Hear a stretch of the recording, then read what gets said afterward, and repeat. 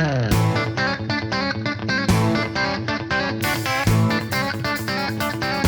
Dirt Farmer Jay with DirtFarmerJ.com. I'm here with my friend Mike. Mike, we're standing in front of your vehicle. What is this? It's a 2001 Toyota 4Runner SR5 4x4. And you've had it for almost as long as you and I have known each other, or even longer. I've had it for a long time, Jay. I think about 18 years or so now. Describe what's happening with the lift supports right now. Yeah, so just over time, they kind of get spongy. Right now it's pretty warm outside. Yeah. So summertime, they work pretty fine. When it gets colder, they tend to lose their support. So a lot of times if you're loading up groceries or, my dog or anything like that, you got to give it a lot of manual support. Yes. The window rolls back on this vehicle as well. So when the weight kind of goes back, and we can show that on the video if you want, but yeah. When the window goes back and the weight's more in the back, it'll actually collapse as well. So over time, they've started kind of wearing out and showing their age. And what you just described, my friend Lou at Lift Supports Depot, who was kind enough to send these on for this complimentary repair, indicates that's a common problem. During the warm weather like you and I experience, it's pretty warm out here right now, these will perform a lot better. But when the winter hits and you get those very low temperatures or sub-zero temps, they won't support. The gases in them collapse, and then you get the problems with it.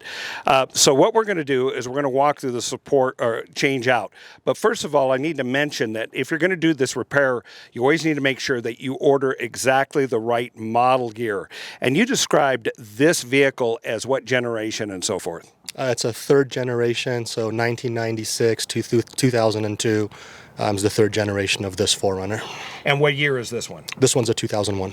So we have a 2001. We're going to go ahead and replace that out. Mike is holding the replacement strut. Now, from time to time on some of the other episodes that we've done, people have said, hey, I've tried to push this thing shut, and it's defective because I can't close it.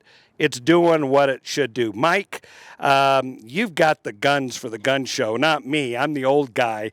But there you are. Let's see if you can collapse that thing. Shut it if you can. Put the two together. Here we go. All right. Okay. Come on, one more. That does not budge. It does not budge. It feels defective, but it's doing exactly what it's supposed to do, because when it's supporting this tailgate, which can be very heavy, well over 100 pounds, it needs to hold that up on both sides of it. So we're going to go ahead and install this and get it rolling. Ready to go? Yep, let's do it. All right. All right, as we begin the remove and replace of the lift struts, the first thing you need to do is create a way to hold that lift gate up, because as soon as you start removing struts, it's coming down. So there's two different approaches. One, get a buddy. Someone comes and holds that up while you replace one side and then move to the other. That's the first approach. The second is to use a 6-foot step ladder, or even what's commonly called a little giant ladder, an A-shaped ladder that gets put sideways that the lift gate comes and sits down. Don't use something dumb like a single little board or a piece of PVC. It's too dangerous. And the tailgate is incredibly heavy when it doesn't have the lift support. So just be safe and just take one of those two approaches. Okay, now it's time to remove the top and bottom clips off of the lift struts. And I usually begin on the left strut, move to the right, but you're going to need to pull the clip and then move the pins out. And I usually begin at the bottom, but either one will work. But here we go ahead and pull the bottom, the clip, push the pin back out.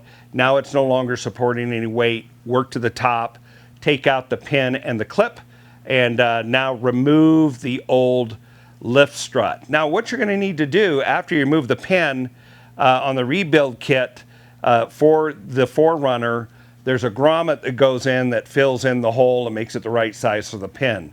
So you need to go ahead and push that grommet in and get it seated really well. And then you're going to go reverse the process on that one lift strut by inserting the pin, putting the clip in, and you need to seat the pin in deep enough that the little groove where the C-clip goes on seats in just very nicely. And we usually use like a needle nose plier to do that. So go ahead and get those locked in. Now you're just going to go to the other side and repeat. Take off the pins, the clips, remove, start the bottom, move to the top, and then reverse the steps of installing the new hardware. Now remember, as you install the new hardware, it's all extended because it's under pressure, and you can only install it one way on the 4Runner because of the way the bracket ends are. But if you had a more generic lift, if you're kind of looking at this for general ideas, the idea is to always put the rod that comes out of the cylinder body goes on the top side when the door's closed.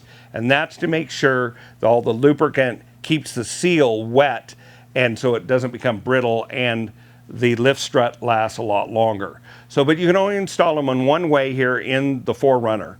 So you're going to install them the correct way. Again, put those clips in. Keep in mind, because they're under pressure, you may have to lift the lift gate a little bit to get it to the right position.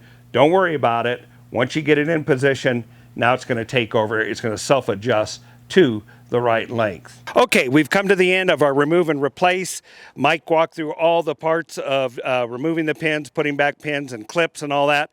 Mike, how does the lifts work now? Jay, it's super hot out here, and I'm sweating through my shirt, but it was well worth it, and they work awesome. It's right. It is darn hot out here. Here's the thing. In about 3 months, it's going to be winter weather here in the Mountain West. These lifts, because you replace them, will continue to work beautifully for you, even in the cold weather. Here's another thing that bugs a lot of vehicle owners, and that's when the TPMS, the Tire Pressure Monitoring System light, comes on in your dashboard. Well, check out this video where we show you how to repair it. Most of the time, it may and most likely will prevent a costly trip to the tire shop or your mechanic. Check it out. And while you're at it, check out this other video that YouTube thinks is your interest. We'd like it if you watch it too. Until the next time, this is Dirt Farmer Jay from DirtFarmerJ.com.